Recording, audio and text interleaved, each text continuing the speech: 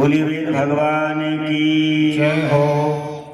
आज के आनंद की जय हो। हम सब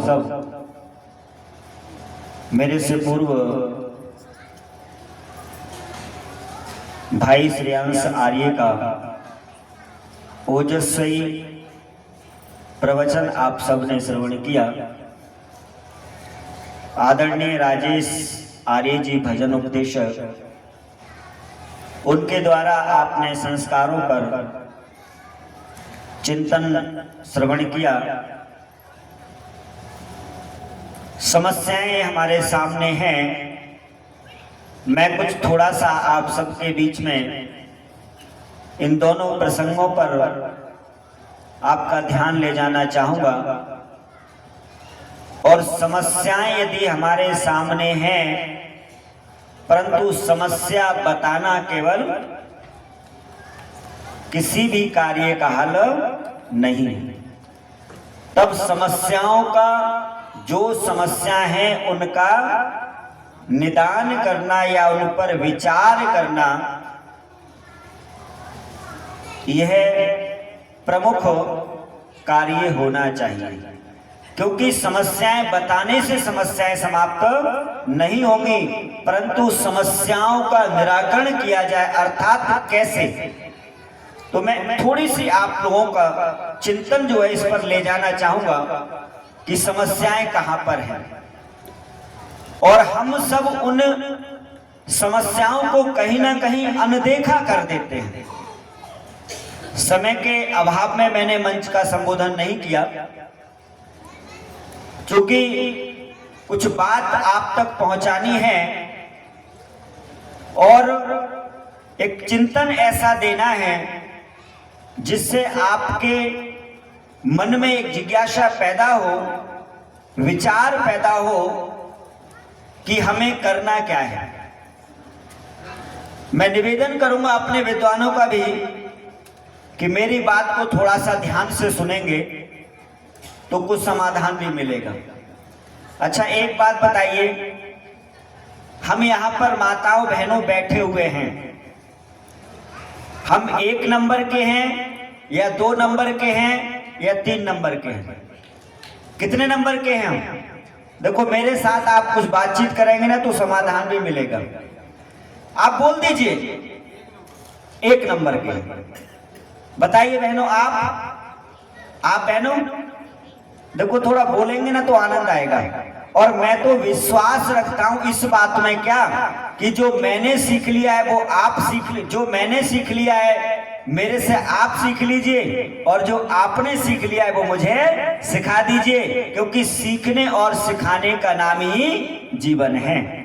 हम बहुत कुछ जान सकते हैं परंतु सब कुछ नहीं जान सकते।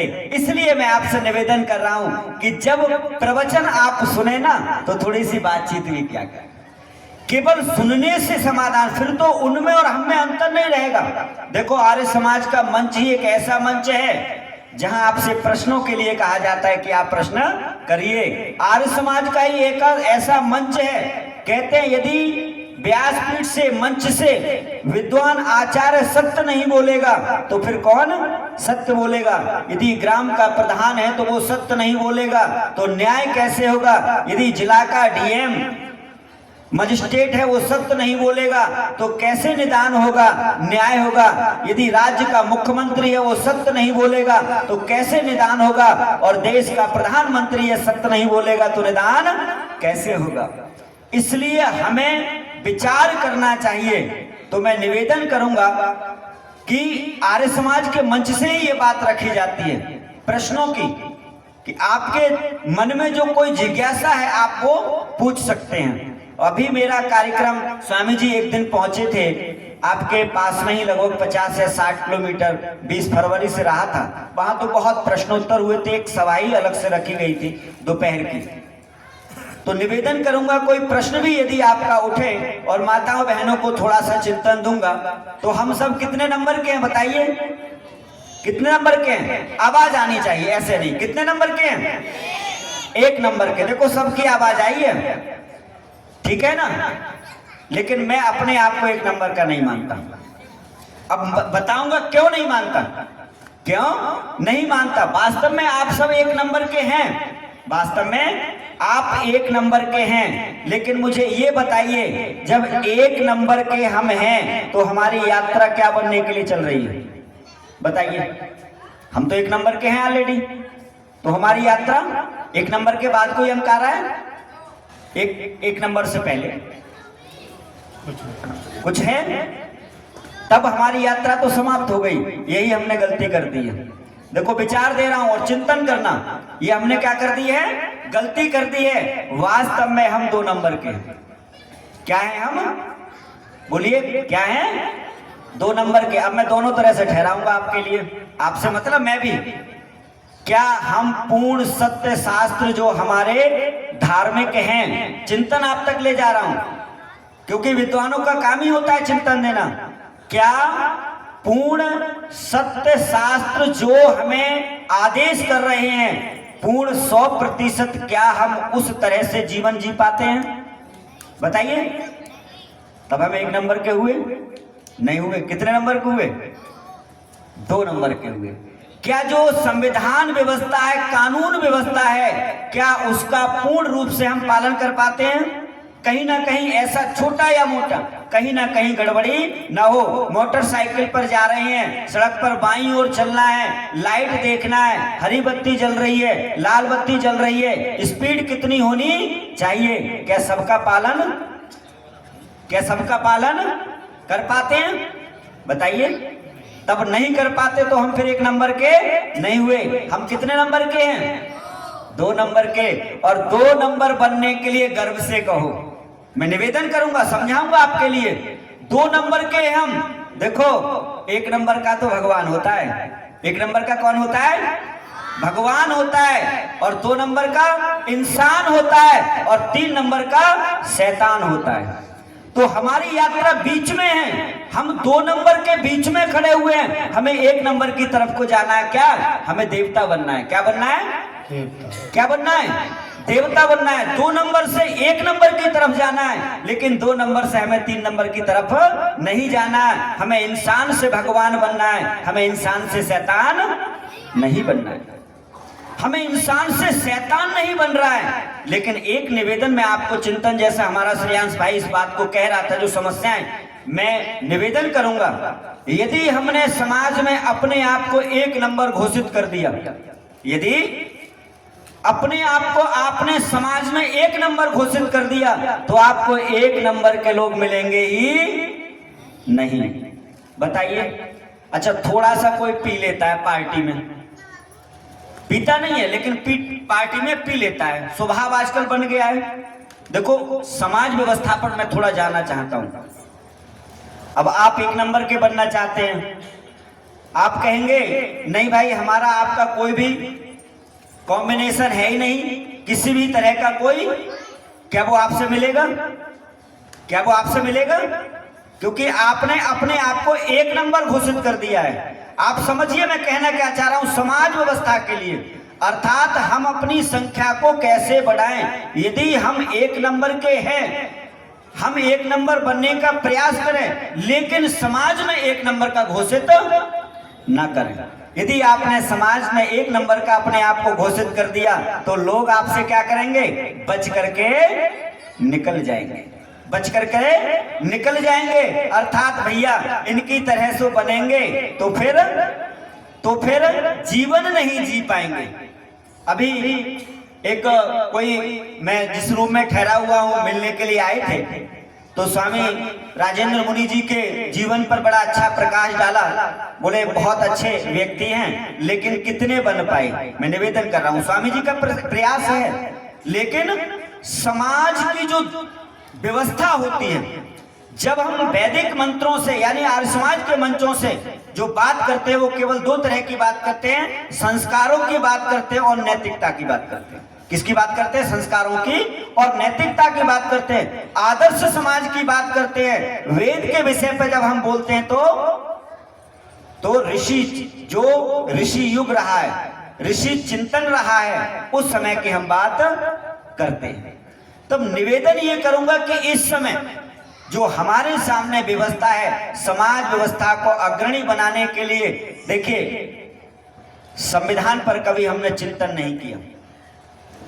जरा विचार आपके लिए दे रहा हूं। सन 1947 में जिस समय संविधान लिखा गया, जिस समय संविधान लिखा गया, 2 साल 11 महीने 18 दिन उस संविधान को लिखने वाले लगभग जितने भी लोग थे वो कहां के पड़े हुए थे?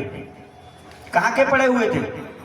लंदन, इंग्लैंड, ठीक है, वहीं के पड़े हुए थे सभी लोग। अब मुझे ये बताइए, वहां की व्यवस्था देखिए, जो अभी भाई श्रेयांश कह रहा था, और थोड़ी सी मैं उस पर चिंतन ले जाना चाह रहा हूं। जब भारत का संविधान 85%, 85% कहां से प्रभावित है? फॉरेन कंट्री, विदेशों से, ठीक है ना। वही कोटेशन आज भी लिखे हुए हैं, अर्थात जो अनुच्छेद हैं वो आज भी लिखे हुए हैं, वही जो अंग्रेजों के समय में कानून बनाए गए थे, और उन सबका विचार किया गया था। विचार करके हमारे संविधान को लिखा गया। और संविधान में 1970 में क्या 72 में, वो विषय थोड़ा अलग चला जाएगा। मैं निवेदन ये करूंगा कि वहां पर बैठे हुए जो संवैधानिक रचयिता थे, जिन्होंने संविधान की रचना की थी, क्या भारत की समाज व्यवस्था, परिवार व्यवस्था को वो समझते थे? बताइए। क्योंकि लॉर्ड मैकाले आता है, मैं उधर व्यवस्था पर ही, लॉर्ड मैकाले कब आता है? 10 फरवरी 1829 के लिए भारत में आता है, और 2 फरवरी 1835 को इंग्लैंड में जाकर के एक स्टेटमेंट देता है, भारत के लिए गुलाम नहीं बनाया जा सकता। तब वहां पूछा गया क्यों, व्हाई? तब वहां कहा जाता है कि भारत का स्वाभिमान जब तक जागृत रहेगा, भारत का व्यक्ति गुलाम नहीं बन सकता। इसका कारण जाना गया। इसका कारण क्या है?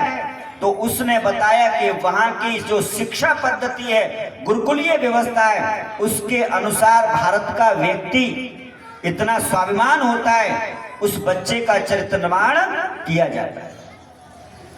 वहां पर एक पूछा गया कि भारत में ऐसी क्या व्यवस्था, अर्थात कौन से लगभग 7,35,000 गांव उस समय लिखित में मिलते हैं। लगभग 6.5-7 लाख गुरुकुल चल रहे हैं। हर गांव में गुरुकुल व्यवस्था मौजूद थी। गुरुकुल व्यवस्था चरमरा गई। कारण क्या हुआ? कारण अंग्रेजों ने अपनी शिक्षा नीति को लागू किया, और लागू करने का क्या लिखता है, अब देखिए ना, गूगल पर भी पड़े हुए हैं उसके पत्र जो हैं। लिखता है कि जब तक हम यह सिद्ध नहीं कर देंगे क्या कि भारत की शिक्षा पद्धति से अच्छी अंग्रेजी शिक्षा पद्धति नहीं है, ये सिद्ध कर देंगे कि भारत की शिक्षा पद्धति से अच्छी हमारी अपनी शिक्षा पद्धति है अंग्रेजी, तब तक हम भारत को गुलाम नहीं बना पाएंगे, तोड़ नहीं पाएंगे। यदि हमने ऐसा कर लिया तो भारत का मनुष्य, भारत की स्त्री, बेटी, बहन, वो देखने में तो भारतीय लगेंगे, लेकिन अंदर से क्या हो जाएंगे? क्या हो जाएंगे? अंदर से विदेशी हो जाएंगे। और क्या हमें भारत में नहीं दिखाई देते हैं कम्युनिस्ट? क्या भारत में नहीं दिखाते थे वाम मार्गी? आप बताइए, आज तो हमारे बौद्ध भाई जो हैं वो भी इस तरह की भाषा के लिए बोल रहे हैं, वाणी के लिए बोल रहे हैं। तो बर्बाद गुलिस्ता करने को बस एक ही उल्लू काफी है, आबाद गुलिस्ता क्या होगा, हर डाल पर उल्लू बैठा है। कहने का मेरा अर्थ यह है कि जब तक हम समाज व्यवस्था को मजबूत नहीं बनाएंगे, विचार दे रहा हूं, यदि समाज व्यवस्था को हम नहीं समझेंगे, तब तक हम उनसे, जहां से जो मंच से बात, उनसे नहीं लड़ सकते। क्योंकि वहां एक समाज व्यवस्था बनी हुई है और हमारी समाज व्यवस्था टूटी हुई है। जो कि हमारे अपने लोग जो जाति व्यवस्था से निकल करके जा रहे हैं, भैया तुम संघर्ष करो, हम तुम्हारे साथ हैं। भैया 4 साल में आप देखिए वो कहां, बुलेरो गाड़ी में और स्कॉर्पियो में संघर्ष करने वाले सड़क पे। राजनीति, राजनीति है शकुनी के पासों के जैसी, राजनीति है शकुनी के पासों के जैसी। कितना बोला जाए राजनीति पर। कहने का मतलब यह है कि राजनीति जो है ना, वो हमारी ठीक दिशा में नहीं है। तथा राजा यथा प्रजा, समय नहीं है, वरना जो 19 महाभारत काल में जो दृश्य हुआ था वही 1947 में हुआ था। वही दृश्य भीष्म पितामह ने किया था और वही दृश्य गांधी ने किया था। वही दृश्य बिल्कुल सेम घटनाएं मिलती हैं। वहां पर देखिए पांडु बड़े थे, पांडु राजा बनाए गए थे, धृतराज बड़े थे। कथा आती है, अर्थात धृतराज, पांडु और विदुर तीन भाई हैं, अंबिका अंबालिका, चित्रांगद विचित्रवीर्य। लंबी कथा है, उसमें ना जाकर के केवल निवेदन कर रहा हूं। पांडु छोटे थे, धृतराज बड़े थे। लेकिन उस समय व्यवस्था क्या थी? उस समय व्यवस्था ये थी कि राजा का पुत्र बड़ा बेटा युवराज बनता था। ठीक है साहब, एक चिंतन दे रहा हूं माताओं। जब वेद नीति का, धर्म नीति का विरोध होता है, राजनीति और धर्म नीति जब साथ चलती हैं तब राष्ट्र का निर्माण होता है। और राजनीति एक दिशा में जाती है, धर्म नीति एक दिशा में जाती है, तो राष्ट्र के क्या होते हैं? टुकड़े होते हैं। क्या होते हैं? टुकड़े होते हैं। जो समाज होता है, जनता होती है, वो पिटती है, कुटती है, मरती है। अर्थात मैं निवेदन कर रहा हूं, उस समय देखिए राजा धृतराज को बनना था, अंधे थे इसलिए उनको राजा नहीं बनाया गया। ठीक है ना? किसको बनाया? पांडु को बनाया गया। पांडु 6 रोग से पीड़ित थे, पी लिया, अर्थात वो मृत्यु को प्राप्त हो गए। फिर किसको बनाया? फिर किसको बनाया साहब? बताइए किसको बनाया? ये चिंतन नहीं मिला होगा आपको, चिंतन दे रहा हूं। ऋषि दयानंद ने लिखा कि महाभारत युद्ध होने का कारण 1000 साल पहले, 1000 साल पहले वेद नीति पर न चलना, अर्थात विद्वानों ने, ब्राह्मणों ने क्या किया? वेद विरुद्ध काम करने शुरू कर दिए। मनु महाराज लिखते हैं, आचार हीनम न पुनंतु वेदः, अर्थात जो सदाचार से व्यक्ति गिर गया उसको वेद भी पवित्र नहीं कर सकते। सदाचारो प्रथमो धर्मः, एक ही गुरु हैं जो दोनों को पढ़ा रहे हैं, दुर्योधन को और युधिष्ठिर के लिए। तो मैं निवेदन करूंगा कि आप ऊपर से आए, चिंतन देखे, 1 से आप 2 पर आए। धृतराज बड़े थे, धृतराज को आपने छोड़ दिया, अंधे के कारण पांडु को राजा बना दिया। पांडु को बना दिया, पांडु मृत्यु को प्राप्त हो गए, तब आपने धृतराज को क्यों बनाया? विदुर को क्यों नहीं बनाया? 1 छोड़ा, 1 के बाद किस पे आए आप? 2 पे आए, और 2 के बाद किस पे आना चाहिए? किस पे आना चाहिए? 3 पर। और वहां पर विदुर नीति देखिए, और महाभारत में विदुर के विषय में विदुर पर्व आता है, पढ़िए। भगवान श्री कृष्ण के बाद यदि कोई भी विद्वान व्यक्ति है तो कौन है वो? विदुर जी हैं। लेकिन विदुर को एक उदाहरण ऐसा मिलता है पूरे भौगोलिक, यानी पूरे भारतीय इतिहास में, भारतीय संस्कृति में एक पहला उदाहरण मिलता है। क्या? कि जिसकी पहचान मां के गोत्र से कराई गई थी।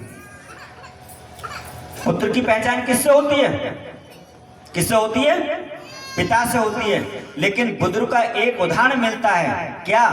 कि विदुर की पहचान मां से कराई गई है। दासी पुत्र है ना, पिता तो वेदव्यासी था, पिता तो तीनों के एक ही थे। नियोग शब्द आता है, ऋषि दयानंद ने सत्या प्रकाश में बहुत लिखा है उसके ऊपर। तो नियोग के द्वारा उन तीनों पुत्रों का जन्म हुआ। तब बड़े को राजा ना बनाकर छोटे को बनाया बीच वाले के लिए, और बीच वाले से ऊपर वाले पे चले, तीसरे विदुर को नहीं बनाए। यदि विदुर उस समय राजा बनते तो भारत की तस्वीर कुछ दूसरी होती। नहीं बना, कहीं तो दासी पुत्र है। किसने विरोध किया? ब्राह्मणों ने। किसने विरोध किया? ब्राह्मणों, यानी ब्रह्म नीति ने। ब्राह्मणों का मतलब केवल जातिवाद से नहीं होता। ब्रह्म जानाति इति ब्राह्मणा, जो ब्रह्म को जानता है वो कौन है? ब्राह्मण है। वेद पाठी भवेत वेद पाठा, अर्थात विप्र, जो वेदों का स्वाध्याय करता है वो कौन है? विप्र, विद्वान है। तो उन चीजों पर मैं निवेदन करूंगा कि हमारी समस्याएं कहां से खड़ी हैं। अब आइए 1947 में वहां पर दुर्योधन नहीं, वहां पर भीष्म पितामह चिंतन नहीं दे पाते, विरोध नहीं कर पाते हैं। इधर आइए 1947 में 13 वोट थे असेंबली में साहब, आप जानते होंगे। 2 वोट किसको मिले थे? नेहरू के लिए। और 13 किसके लिए मिले थे? सरदार। और कहने वाले तो यहां तक कहते हैं कि 2 वोट भी नेहरू को नहीं मिले थे, वो भी कैंसिल हो गए थे। लेकिन प्रधानमंत्री किसको बनाया गया था? किसको बनाया गया था? नेहरू के लिए।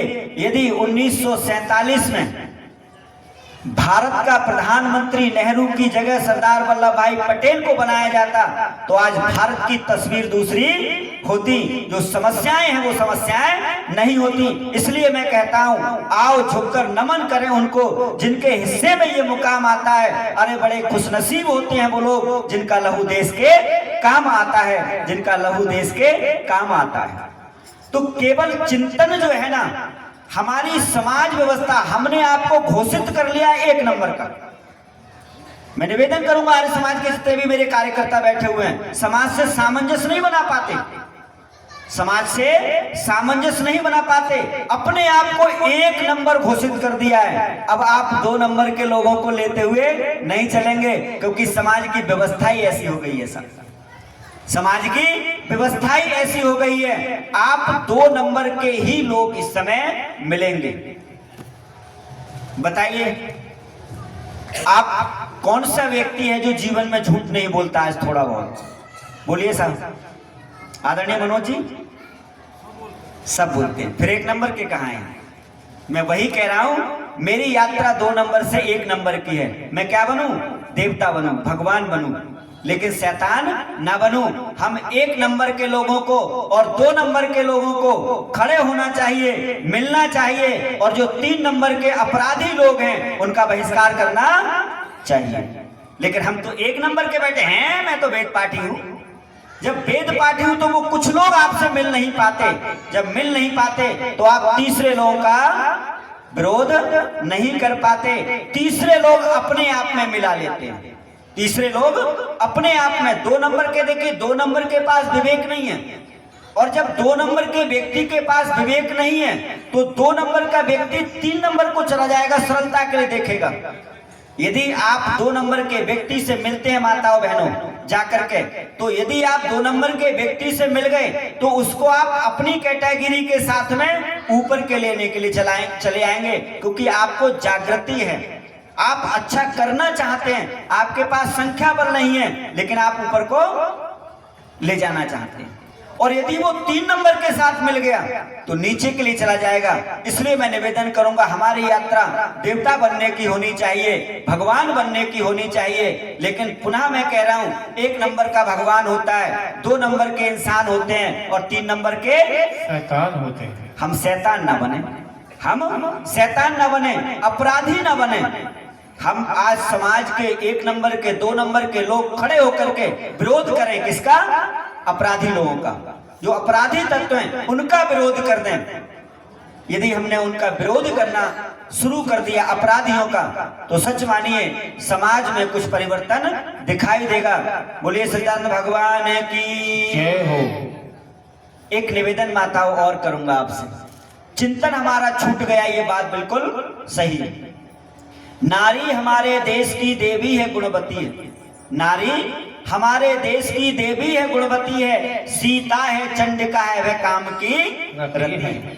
नारी हमारे देश की देवी है, गुणवती है। सीता है, चंडिका है, वह काम की रति है। नारी बिना नर का नहीं है कोई भी आशय, नारी बिना नर का नहीं है कोई आशय, पर हर पल नारी को नर ने हराना चाहा।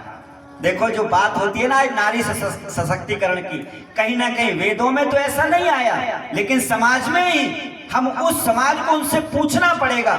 मैं वहां तक आपको ले जाना चाहता हूं, हारी नारी नहीं है, नर की ही है पराजय। बीच का मध्यकाल ऐसा रहा था। हमारे यहाँ तो यत्र नारीस्तु पूजते रमन्ते तत्र देवता, जहां नारियों का सम्मान होता है वहां देवता वास करते हैं। लेकिन बीच के काल में, मध्य काल में, जिस समय हम गुलामी की तरफ चले गए थे, उस समय ऐसा हुआ। रात के संस्कार जो विवाह की है वो रात का संस्कार हमारे यहाँ नहीं होता, वो विषय का अलग है। तो कहने का तात्पर्य मेरा ये है, ये सच है कि पुरुष प्रधान समाज जो बीच के काल में बन गया था, उसका लाभ कौन उठा रहे हैं? नेता उठा रहे हैं। कौन उठा रहे हैं? नेता उठा रहे हैं, और वो कानून बनाते हैं आपके लिए। मैं तो कहता हूं 3 सुधारे सब सुधरे, नेता कर कानून हमारे। 3 सुधारे सब सुधरे, नेता कर कानून हमारे। कानून की मैं बात करूंगा, निवेदन करूंगा और आप मानेंगे आचार्य जी बिल्कुल आप मतलब चिंतन दे रहे हैं। अभी एक कानून बनाया गया है कुछ दिन पहले या कुछ समय पहले, कौन सा? विवाह की उम्र 18 साल बेटी की है, 21 साल बेटा की, और कुछ बढ़ा रहे हैं। मैं एक निवेदन करूंगा, चलिए आपने बना दिया, लेकिन यदि कोई बहन बेटी मेरी एमए में पढ़ रही है या बीएससी कर रही है, एमएससी कर रही है, इंटर कर रही है, अगर मैच्योर है, क्या है? मैच्योर है, उसका कोई कार्य गलत नहीं है। गलत से मतलब ऐसा कोई काम नहीं है जो सामाजिकता में यानी समाज में माता पिता की प्रतिष्ठा पर कोई भी प्रभाव पड़ रहा है, यानी माता पिता की प्रतिष्ठा पे यदि इज्जत उनकी जा रही है समाज में। आपने शादी की उम्र क्या रखी है? 18 साल। आप 18 साल से शादी पहले करेंगे, क्या होंगे आप? अपराधी। अपराधी होंगे। कभी ऐसा आता है क्या कि बच्ची 16 साल में 17 साल में यदि कहीं बहक जाती है कुछ गलत, माता पिता अपनी सामाजिक प्रतिष्ठा को, कुल परिवार की प्रतिष्ठा को बचाने के लिए इमीडिएटली शीघ्र क्या करते हैं? निर्णय लेते हैं, बेटी का अच्छा वर देख करके विवाह करिए। बोलिए ये काम समाज का है या राज्य का है? मुझे बताइए। ये कानून जो है, आप 16 साल में विवाह करें, आप 30 साल में विवाह करें, ये किसके ऊपर छोड़ना चाहिए? ये परिवार के ऊपर छोड़ना चाहिए। अर्थात सरकारें जब समाज का काम करने लगे, परिवार को तोड़ने का काम करने लगे, जो मैंने बात कही थी, क्योंकि जो फॉरेन कंट्री विदेश है वहां पर परिवार व्यवस्था, समाज व्यवस्था नहीं होती है, वहां व्यक्ति व्यवस्था होती है। क्या होती है? हमारे यहाँ पर भारत में जब संविधान बना तो व्यक्ति को केंद्र में माना गया, परिवार को केंद्र में नहीं माना गया, समाज को केंद्र में नहीं माना गया। यही गड़बड़ी हुई। परिवार को लव इन लिविंग, बताइए क्या ये परिवार को तोड़ने का कानून नहीं है क्या? बोलिए साहब, आप विचार करिए। जब लव इन लिविंग हम उसमें रहने की स्वतंत्रता हम देते हैं, कानून के बाध्यता में लाते हैं, तब धार्मिक मंचों से कितना भी आप चिल्लाते रहिए, कुछ होने वाला नहीं है। क्योंकि हमें राजनीति के सामने जाकर के प्रश्न करने पड़ेंगे। किससे? नेताओं से। जब आप कानून बनाते हैं, एक निवेदन और करूंगा, क्या संविधान बनाने के लिए एक संविधान सभा का निर्माण हुआ था या नहीं साहब? बताइए। स्वतंत्र संविधान थी, संविधान सभा थी, उसके बाद में उसको भंग कर दिया गया। कभी विचार किया भारतीय जनता ने क्यों भंग किया गया? आज संसद में या विधानसभा में जो कानून बनाए जाते हैं, जो हमारे जनप्रतिनिधि चुने हुए होते हैं, हमने चिंतन नहीं किया वो जनप्रतिनिधि चुने हुए नहीं होते, वो दल प्रतिनिधि चुने हुए होते हैं। क्या होते हैं? दल प्रतिनिधि। और वही उसी विचारधारा को जाकर के प्रेजेंट करते हैं। हमने कभी पूछा नहीं। एक निवेदन और दूंगा, देखिए आप कितनी भी अच्छी कानून बनाएं, विपक्ष का काम ही होता है विरोध करना, ठीक है साहब, आप देख लिए। लेकिन एक जगह विरोध नहीं करेंगे, बिल्कुल एक जगह विरोध नहीं करेंगे, जब इनकी सुविधा शुल्क बढ़ाने का, अपनी सैलरी बढ़ाने का, जब संसद में या विधानसभा में कहीं भी ये पारित होगा तो कोई विपक्ष का नेता खड़ा होकर के नहीं कहेगा कि ये गलत है, इसका विरोध होना चाहिए। विचार करिए। तो नेता में तो एक जाति निवेदन ऊपर के लिए मैं कर रहा हूं, जो हमारे ऊपर के लोग बैठे हुए हैं, अच्छा इसका कुछ समीक्षा होनी चाहिए या नहीं होनी चाहिए? बोलिए साहब, आपकी सैलरी बढ़ाई जाए या नहीं बढ़ाई जाए, इसकी समीक्षा होनी चाहिए? आदरणीय मनोज जी, आप राजनीति में हैं, समीक्षा होनी चाहिए। अरे मैं तो बढ़ाई लूंगा अपनी जब मेरी, तो मेरे ऊपर एक संविधान सभा, मैं आपसे प्रश्न कर रहा हूं, जो श्रेयांश भाई ने बात करी थी, और थोड़ी सी बात सबसे पहले आप मांग करें। आर्य समाज के मंच और आर्य समाज के विद्वानों से मैं कहना चाहूंगा, एक स्वतंत्र संविधान सभा बननी चाहिए। एक स्वतंत्र संविधान सभा बननी चाहिए। उसका मतलब क्या है कि संविधान सरकारें चाहे किसी की हो, यदि स्वतंत्र संविधान सभा होती, हिंदू एक्ट लागू नहीं होता नेहरू के समय में, आप मेरी समझ रहे हैं ना, और हिंदू एक्ट लागू नहीं होता तो हिंदुओं की दुर्दशा, अपने ही देश में दोयम दर्जे के नागरिक। अच्छा विशेषाधिकार क्या होता है मुझे बताइए आदरणीय जी?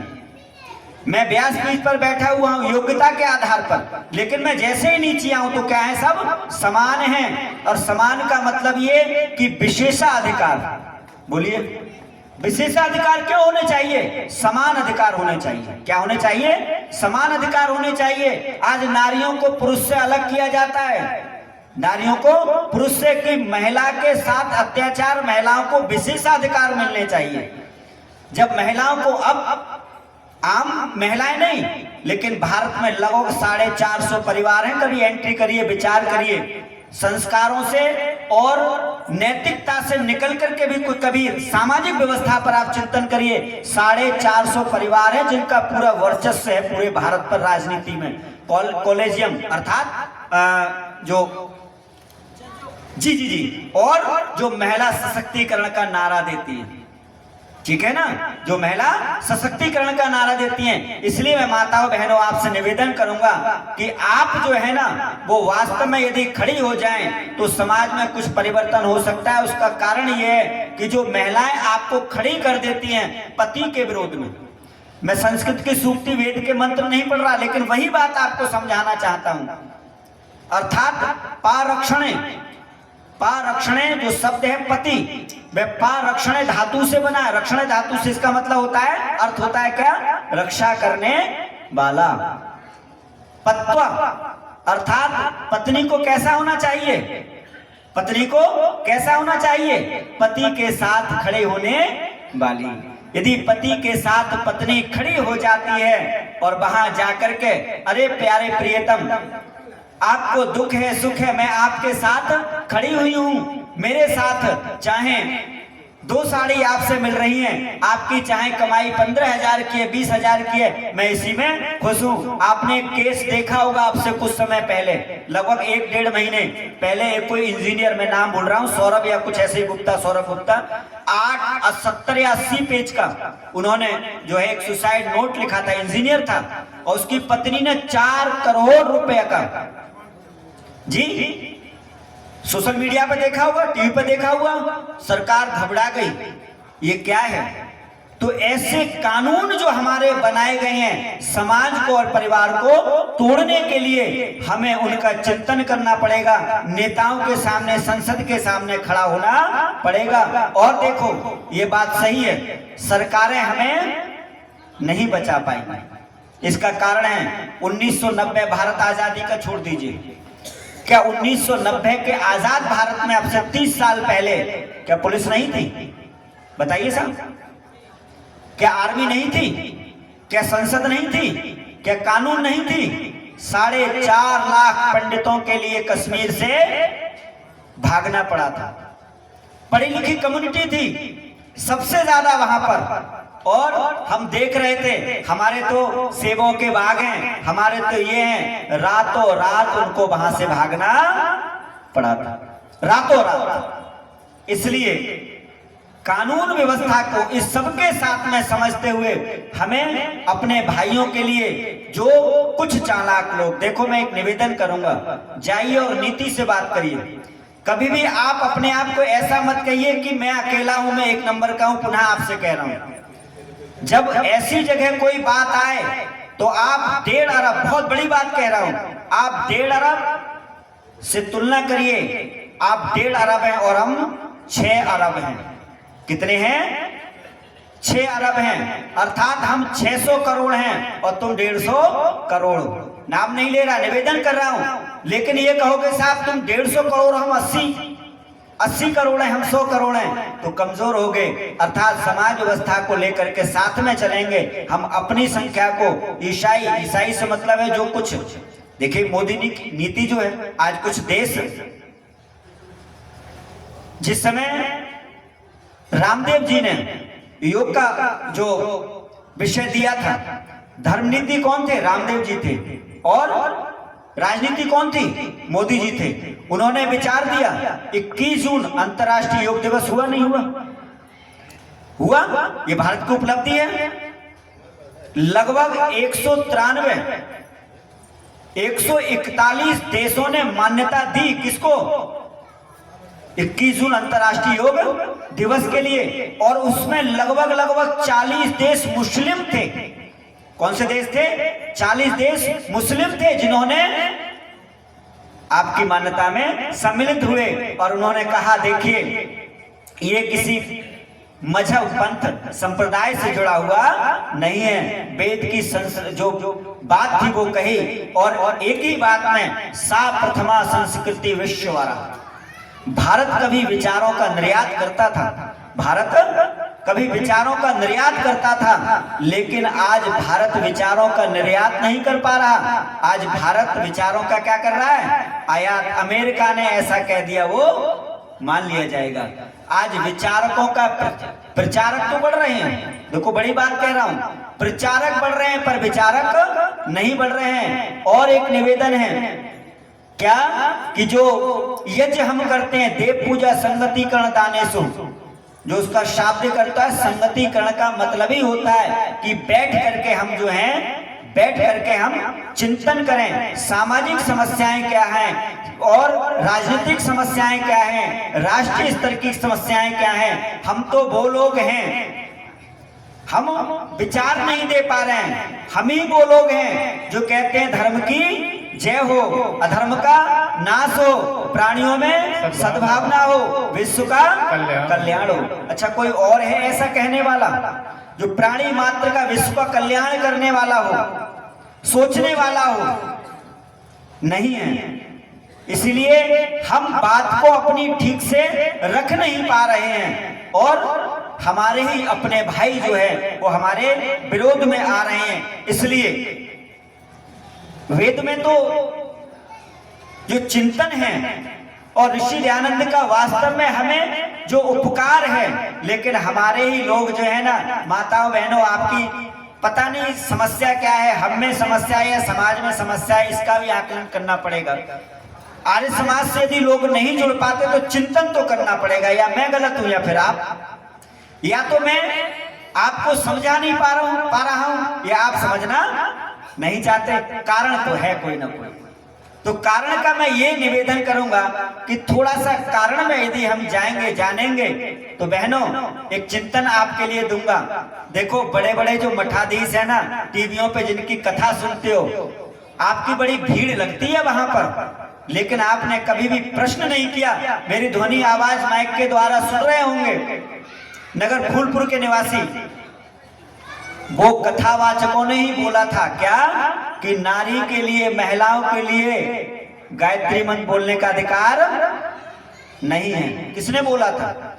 आर्य समाज की बहनें, विदुषी नारियां, आपके बनारस की पाणिनि गुरुकुल की आचार्य अंजलि आर्या जी, जब उन्होंने शास्त्रार्थ के लिए स्वामी अभिमुक्तेश्वरानंद आदि सभी लोगों के लिए वहां पर ललकारा कि आप आइए, और ऐसा कैसे कह सकते हो, नारी नरकस्य द्वारम, ऐसे वाक्य लिखे वो ऋषि दयानंद ही था जिसने आपके लिए कहा कि नारियां तो हमारे देश में जो हैं वेदों में इनको वेद पढ़ने का अधिकार है, अर्थात वेद में इनके जो अधिकार सुरक्षित हैं, वहां पर जो ऐसी ऐसी बातों को उन्होंने लिख दिया कि समाज हमारा टूटता चला गया और हमने कभी चिंतन नहीं कर पाए, विचार नहीं कर पाए। हमने कह दिया गायत्री मंत्र बोलने का अधिकार महिलाओं को नहीं है, लेकिन मेरी बहनों ने ये नहीं पूछा कि बुद्धि केवल पुरुष को चाहिए, बुद्धि केवल पुरुष को चाहिए, महिलाओं को नहीं चाहिए, बहनों को नहीं चाहिए।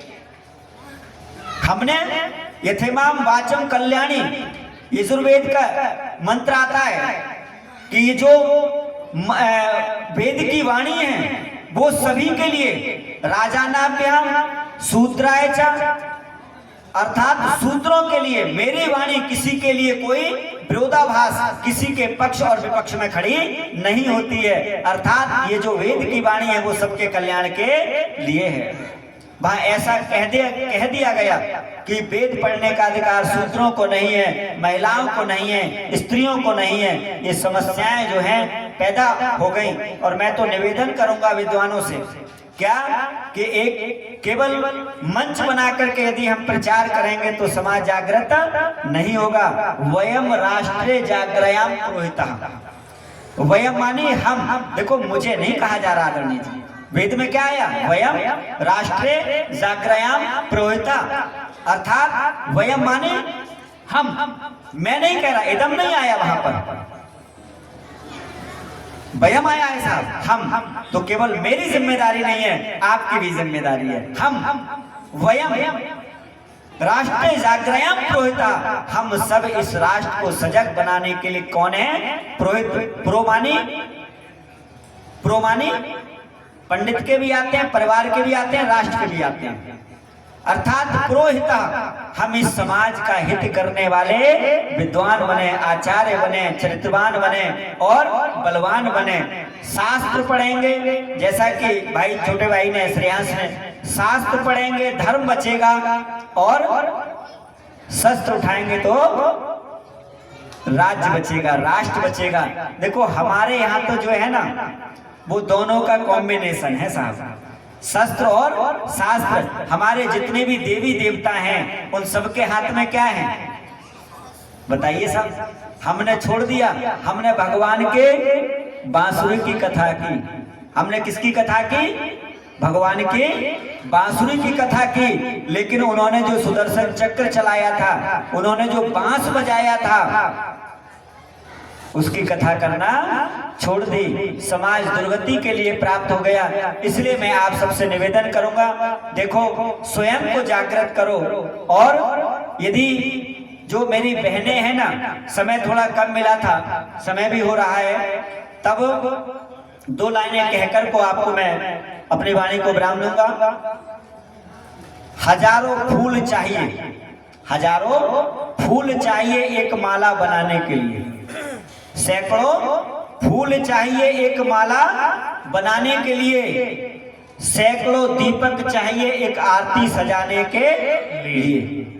सैकड़ों फूल चाहिए एक माला बनाने के लिए, सैकड़ों दीपक चाहिए एक आरती सजाने के लिए, हजारों बूंद चाहिए एक समुद्र या बाल्टी भरने के लिए, बनाने के लिए।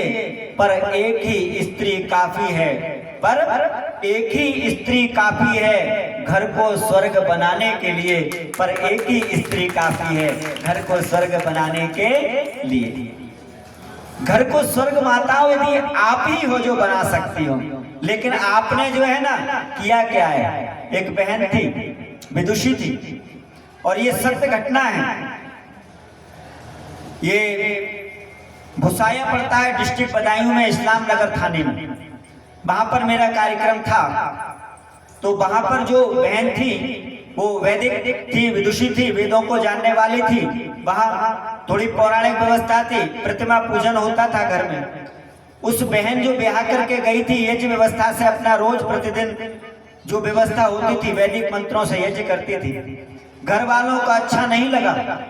घर वालों ने, सास एक दिन बोली, बहू तुझे यज्ञ वगैरह करती है, पूजा पाठ, ये तो बड़ा अच्छा काम करती है, परंतु एक समस्या है क्या कि तू मेरे मंदिर में नहीं जाती। और मेरे मंदिर में, मैं दुर्गा माता की वो पूजने वाली थी, तो उन्होंने कहा कि इस मंदिर में नहीं जाती और मंदिर को साफ सफाई नहीं करती, माता को कपड़े नहीं बदलती, माँ को स्नान नहीं कराती। वो बहू जो थी, वेदों को जानने वाली थी, मुस्कुराने लगी, बोली मैया एक समस्या है क्या कि मुझे जो है ना, मैं किसी जानवर के लिए जो मुंह फैलाए हुए मैं देखती हूँ तो मैं उससे डर जाती हूँ, मुझे दौरा पड़ जाता है।